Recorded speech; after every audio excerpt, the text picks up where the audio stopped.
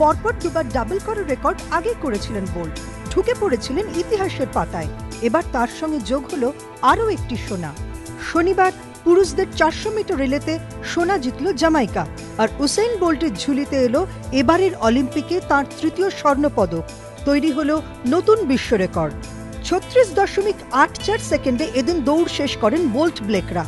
ভেঙে দেন গত বছর বিশ্ব চ্যাম্পিয়নশিপে নিজেদের গড়া 37.04 সেকেন্ডের রেকর্ডই। দ্বিতীয় ও তৃতীয় স্থান পেল যথাক্রমে America O Trinidad and Tobago.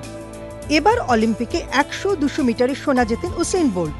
এরপর দলগত বিভাগেও দেশকে সোনা এনে দিলেন বিশ্বের দ্রুততম মানুষটি। বেজিংয়ের পর লন্ডন অলিম্পিক 100-200 মিটারে ডাবল করার পাশাপাশি 3টি ইভেন্টে অংশ নিয়ে 3টিতেই সোনা পেলেন উসেইন বোল্ট। 1984-তে লস অ্যাঞ্জেলেস অলিম্পিকে 100-200 মিটারে সোনা জেতেন কার্ল লিউইস। 1988-তে সোলে 100 মিটারে সোনা জিতলেও 200 মিটারে রূপো পেয়েই সন্তুষ্ট থাকতে হয় লিউইসকে। পরপর দুবার ডাবল করে অলিম্পিক ইতিহাসে আগেই অমর হয়ে গিয়েছেন উসেইন থান্ডার বোল্ট। এবার সোনায় ট্রিপল করার অনন্য নজির গড়লেন তিনি। এবিপি আনন্দ।